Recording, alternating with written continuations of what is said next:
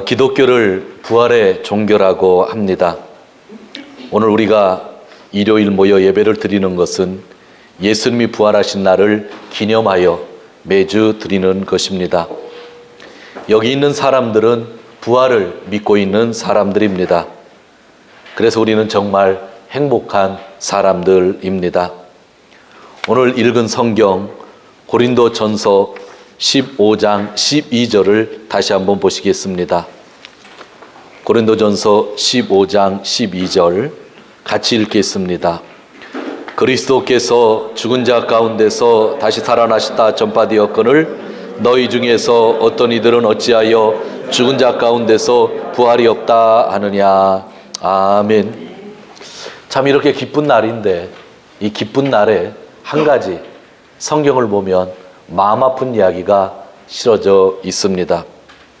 그것은 예수님의 부활을 전하는 교회의 성도들이 예수님이 부활했다고 하는 것은 이야기하는데 내가 죽으면 내가 부활한다고 하는 것을 믿고 있지 않았다는 이야기입니다. 그게 고린도 교회입니다. 여러분 이상하지 않으세요? 예수님이 부활하셨다고 하는 것을 믿었어요. 그리고 교회 공동체가 됐어요. 이렇게 예배를 드리고 있어요. 그런데 고린도 교인 중에 일부분은 나는 부활한다고 하는 것을 믿지 않았다고 하는 것이에요. 그것이 오늘 12절에 나오는 말씀입니다. 고린도 교회는 사도 바울이 개척한 교회입니다. 그는 빌립보서에서 분명히 말씀을 합니다. 죽어도 다시 사는 것이 있기 때문에 그것이 그의 인생의 유일한 목표라고 그는 선언하고 다녔습니다. 그런데 이 바울이 개척한 이 교회의 성도들은 예수 그리스도의 부활을 믿고 또 나의 부활을 믿는 사람도 있었지만 일부 중에는 내 부활을 잘 믿지 못했다고 하는 그러한 이야기입니다. 이것은 예수님의 부활을 인정하면서도 자신들의 부활을 믿지 못하고 있는 것이죠. 하나님이 하신 큰 일은 내가 믿는다 하면서도 나에게 일어나는 능력은 믿지 못한다고 하는 그러한 이야기입니다. 이것은 무엇을 말하는 것일까요? 그것은 껍데기 교인이 많았고 인생의 목표가 없는 인간이 많았고 그러기에 이 세상에서 즐기며 사는 사람들이 많이 있었다는 것을 보여주고 있는 것입니다. 성경을 보면 여러 교회들이 나오는데 교회 중에 가장 많은 문제를 가지고 있었던 교회가 고린도 교회입니다. 앞부분을 읽으면 그 분열상이 너무나 우리의 마음을 아프게 합니다. 그런데 더 큰 문제는 나의 부활을 믿지 못하는 게 더 큰 문제라고 하는 것입니다. 사랑하는 성도 여러분, 예수님의 죽으심과 부활을 믿고 교회 공동체가 된 사람이 자신이 죽으면 부활한다는 것을 믿지 못한다고 하는 것, 이것보다 심각한 문제가 어디 있겠습니까? 그런데 오늘날도 우리가 그러한 것을 좀 볼 때가 있습니다. 하나님이 살아계시다고 하는 거 다 고백을 합니다. 예수님이 우리를 위하여 십자가에 달려 죽으셨다고 하는 것도 고백을 합니다. 또 부활했다고 하는 것도 이해를 합니다. 근데 나에게 일어나는 부활, 나에게 일어나는 기적, 성령이 나를 통해서 일하시는 그 모든 일에 대해서는 마음으로 믿지 못하는 사람들이 얼마나 많은지 모릅니다. 오늘 그런 사람들에게 주시는 하나님의 말씀이 오늘 성경의 말씀이기도 합니다. 쉬운 말로 얘기하면 예수를 믿는 것보다는 종교 생활을 하는 사람들이 많이 있다고 하는 겁니다. 교회를 하나의 종교단체로 보고 종교 생활을 하는 거죠. 그냥 마음에 평안을 얻으면 된다는 생각으로 살고 있는 거죠. 그러다 보니까 내가 다시 산다고 하는 것, 내가 천국 간다고 하는 것, 이 세상에서 능력을 가지고 살 수 있다고 하는 것을 잃어버릴 때가 많이 있다고 하는 그런 이야기입니다. 사랑하는 성도 여러분, 예수님의 부활을 모두 믿으시죠? 믿으십니까?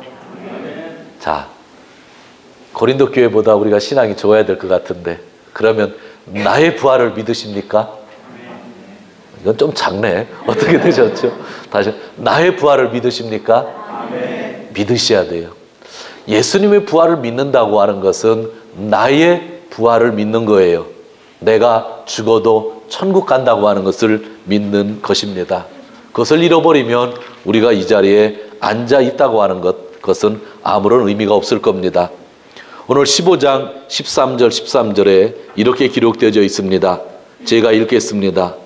만일 죽은 자의 부활이 없으면 그리스도도 다시 살지 못하였으리라. 그리스도께서 만일 다시 살지 못하였으면 우리의 전파하는 것도 헛것이요 또 너의 믿음도 헛것이니라. 너희 죽었다고 하는 것, 그리고 너희가 산다고 하는 것을 믿지 못한다고 하면 그럼 예수님의 부활도 없었던 거야 라고 하는 것이죠. 그리고 예수님의 부활이 없었다고 한다면 선교도 의미 없고 믿음도 의미 없다는 겁니다. 만약 여러분이 여러분의 부활을 믿지 않는다고 하면, 여러분이 죽어서 영원한 생명을 얻을 수 있다고 하는 것을 믿지 않는다고 하면 선교가 의미가 없다는 겁니다. 믿음 생활도 의미 없다는 겁니다. 뒷부분에 가면은요, 세상에서 제일 불쌍한 사람이 교회라고 이야기합니다. 나의 부활을 믿지 못하면, 예수님의 부활을 믿지 못하면 세상에서 제일 불쌍한 사람이 성도들이라고 이야기합니다. 왜냐하면 이 시간에 왜 와 있느냐는 거죠. 왜 목숨 걸고 선교하는 거냐는 거죠. 그래서 부활을 믿어야만 선교의 의미가 있고, 부활을 믿어야만 우리의 믿음에 참 의미가 있다고 성경은 이야기하고 있는 겁니다. 우리가 부활 얘기하면 예수님의 부활만 생각하는데 그게 아니라는 거죠. 예수님의 부활을 믿는 사람은 나의 부활을 믿어야 된다고 하는 그러한 귀중한 말씀입니다. 이 말씀이 오늘 성경의 결론이에요. 이 말씀만 여러분이 있으면 큰 문제는 없겠어요. 여기서 시간도 많이 갔는데 끝내도 될 것 같은데 한 가지만 더 이야기를 하려고 합니다. 왜냐하면 예수님의 부활에 다시 한번 집중하기를 원합니다. 나의 부활을 믿지 못하는 사람도 있지만 또 세상에는 누구의 부활을 믿지 못해요? 예수님의 부활. 그러니까 세상 사람들의 문제는 뭐냐면 예수님의 부활을 믿지 않는 게 문제고, 교회 들어온 사람들의 문제는 진심으로 나의 부활을 믿지 못하는 게 문제죠. 오늘은 예수님의 부활절이기 때문에, 또한 여러분들이 세상에 나가면 예수님의 부활을 믿지 않은 사람들을 많이 만나게 되는데, 우리의 믿음을 확인하면서 그 사람들에게 선교할 수 있는 한 가지 말씀을 나누기를 원합니다. 예수 그리스도가 부활하신 증거가 무엇이냐고 그렇게 묻는 사람들이 있습니다. 어젯밤에 페이스북을 잠깐 보았는데 어느 사람이 예수 그리스도가 부활하셨다고 하는 증거라고 해서 9가지를 실었더라고요. 깜짝 놀랐어요.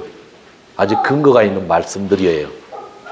제가 진작 알았으면 설교에 전부 적용을 하는데 저는 한 가지만 이야기하려고 그래요. 그런데 제가 이야기하려고 했던 한 가지가 그 9가지 안에 들어있더라고요. 그래서 마음이 좀 편했습니다. 수많은 증거들이 있지만 단 하나를 여러분들에게 이야기합니다. 그것은 제자들의 변화입니다. 저는 제자들의 변화를 보면 예수님이 부활하셨다고 하는 것을 확실히 믿습니다. 여러분, 제자들이 어떤 사람들이었습니까? 참 부족했던 사람들이라는 거 잘 알고 있습니다. 예수님께서 마가복음을 보면 내가 예루살렘에 올라가면 곧 잡혀서 죽게 되리라 말씀하셨을 때에 그 말씀을 듣고 제자들은 무슨 짓을 했는지 아십니까? 서로에게 누가 크냐 하고 자기 주도권 싸움을 하고 있었습니다. 그게 제자들입니다. 내가 예루살렘에 가면 죽을 것이고 또 부활할 것이다라는 말씀을 하셨는데 제자들은 그 말씀을 묵상하지 않고 자기들끼리 누가 톱이냐, 누가 크냐라고 싸웠던 사람들이 제자들입니다. 예수님이 밤새도록 기도하실 때에 너희가 나와 함께 기도해달라고 부탁하셨을 때에 제자들은 피곤해서 잠을 잤다고 성경에서 이야기하고 있습니다.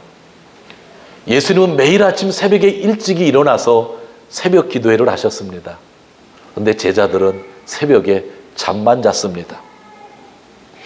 예수님께서 잡히시던 밤 사람들에게 잡혔습니다. 그때 제자들은 도망갔는데 성경을 보면요, 어떤 제자는요 빨개 벗고 도망갔다고 합니다. 잡히는 게 무서워서 겉옷을 벗어 던지고 도망갔는데 예전처럼, 오늘날처럼 예전에는 이런 속옷이 없었기 때문에 그냥 빨개 벗고 도망갔다고 하는 그러한 이야기입니다. 그게 제자입니다. 십자가에 예수님이 달리셨을 때에 모든 제자가 도망가고 유일하게 제일 젊었던 요한만 그 밑에서 그 모습을 지켜보고 있었습니다.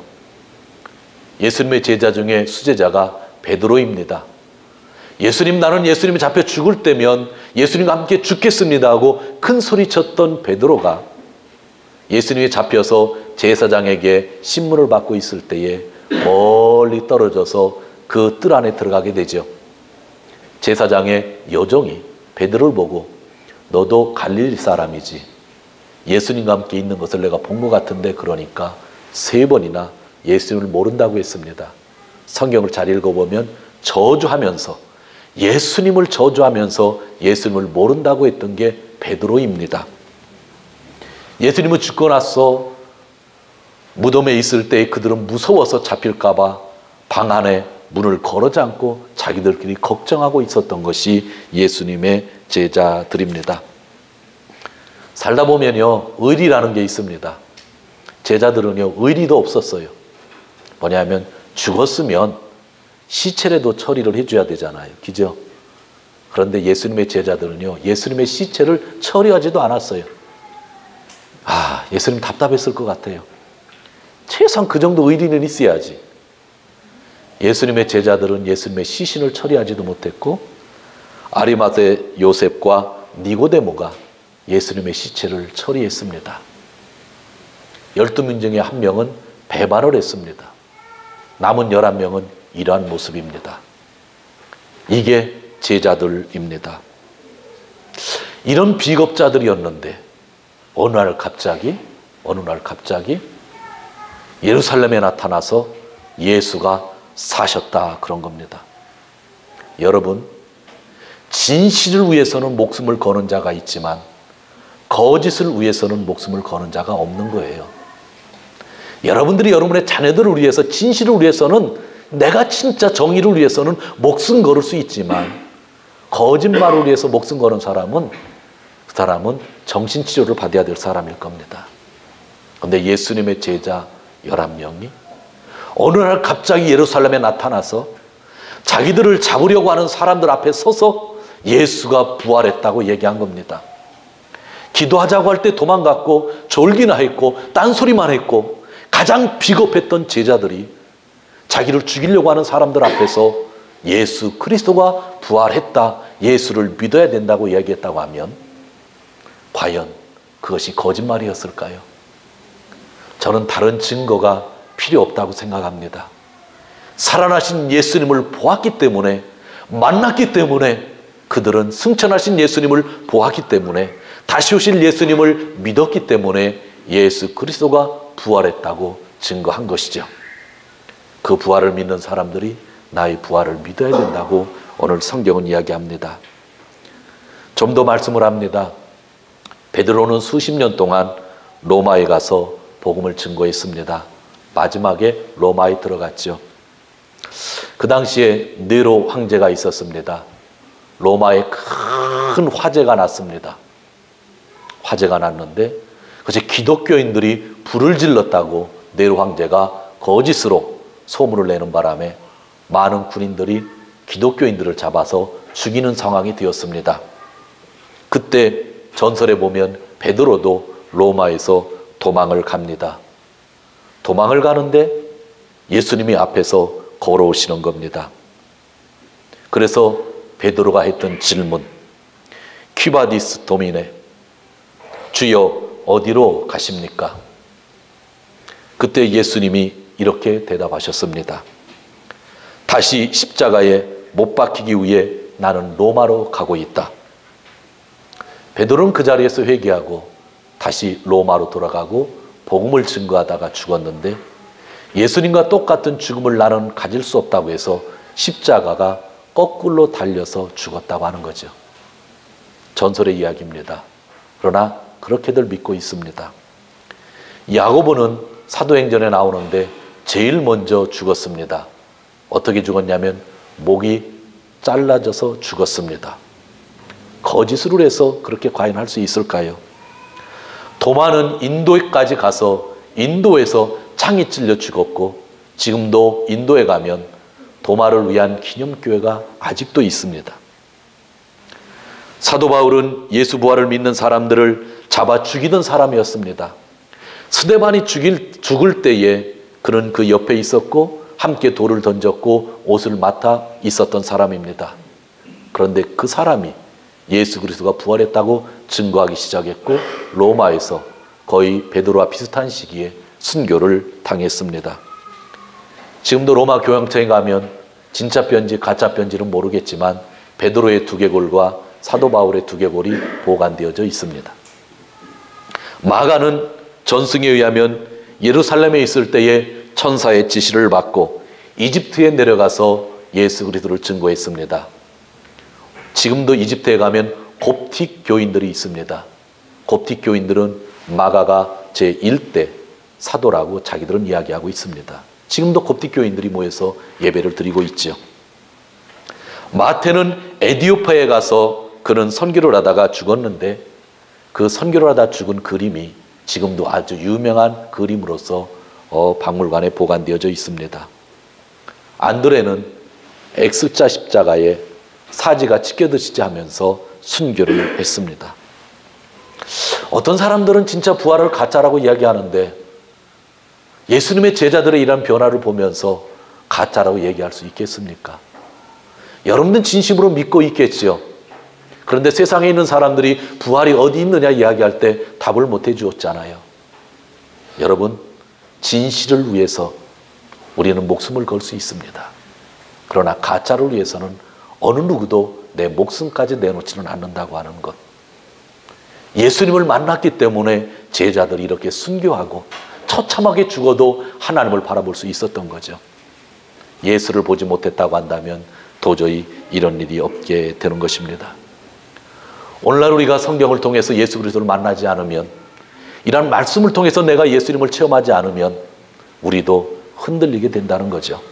그러나 예수님을 내가 체험할 수 있다고 한다면, 지금도 성령을 통해서 그분을 마음에 모셔드린다고 한다면 우리도 남은 인생, 어떤 인생이 주어지든 주님의 일을 할 수 있다고 하는 그러한 말씀입니다. 사랑하는 성도 여러분, 예수님은 분명히 부활하셨고 우리도 분명히 부활할 것입니다. 이 사실을 믿으시는 귀한 성도님들 되시기를 주님의 이름으로 축원드립니다. 마지막으로 15장 58절을 같이 읽겠습니다. 15장 58절입니다.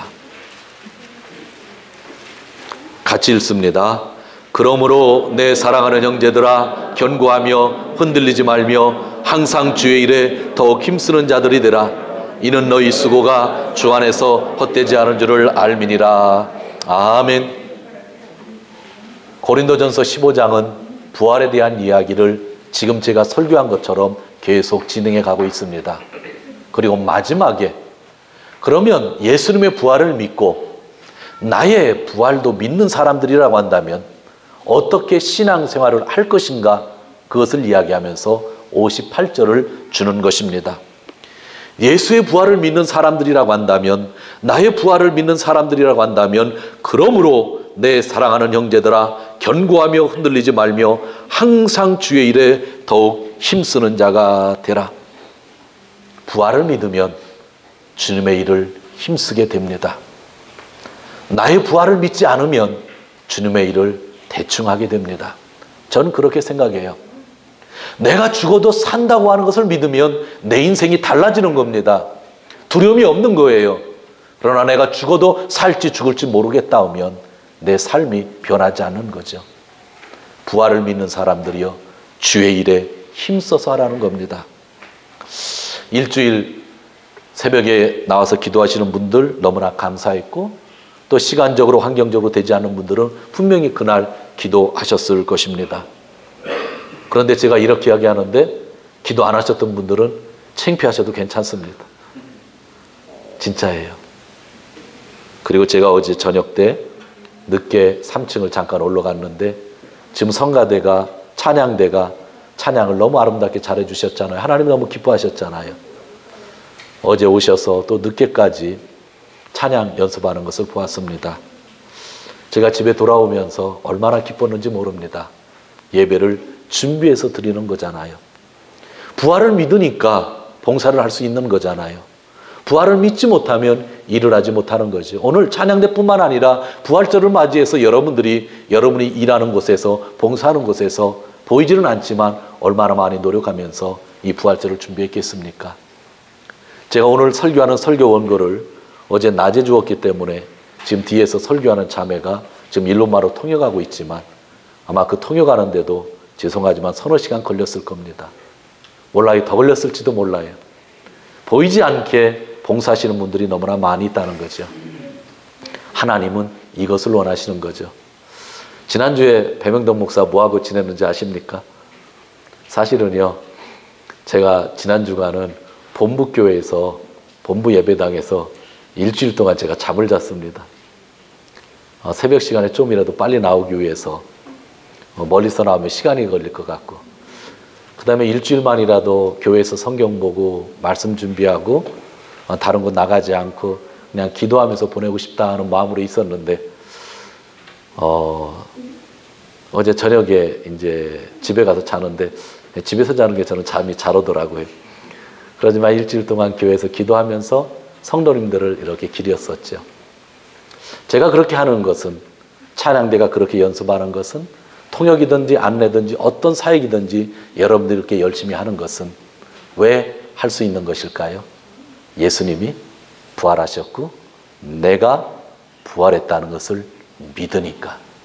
내 믿는 사람들은 진짜 힘써서 일하라는 겁니다. 성도 여러분, 우리에게 주어진 인생 그렇게 길지 않습니다. 사업도 열심히 하셔야 되고 공부도 열심히 해야 되고 내가 하는 일도 참 많이 있지만 세상 금방 가는 것 같아요. 주어진 인생 우리가 열심히 일해야 되고 가족도 사랑해야 되고 또 내가 해야 될 일 많이 있지만 예수 그리스도의 부활을 증거하는 삶보다 더 중요한 게 없겠죠. 그리고 내가 죽어도 산다고 하는 것을 간증하는 것보다 더 중요한 게 없겠죠. 오늘 성경 말씀 58절 다시 한번 읽도록 하겠습니다. 우리 큰 소리로 읽겠습니다. 그러므로 내 사랑하는 형제들아, 경고하며 흔들리지 말며 항상 주의 일에 더욱 힘쓰는 자들이 되라. 이는 너희 수고가 주 안에서 헛되지 않은 줄을 알미니라. 아멘. 사랑하는 성도 여러분, 여러분의 수고가 절대로 헛되지 않습니다. 하나님이 주시는 축복 속에 남은 여생 승리하시며 사시기를 주님의 이름으로 축원드립니다. 기도합니다. 하나님 아버지, 감사합니다. 너무나 감사합니다. 주님이 부활하셨음을 우리가 믿었습니다. 이제는 나의 부활도 믿고 남은 여생 주의 일에 힘쓰는 우리 모두가 되게 하여 주시고, 도쿄 기독교회가 이 부활을 온전히 증거하는 증인의 삶을 살 수만 있도록 축복하여 주시옵소서. 감사합니다. 예수님의 이름으로 기도하옵나이다. 아멘.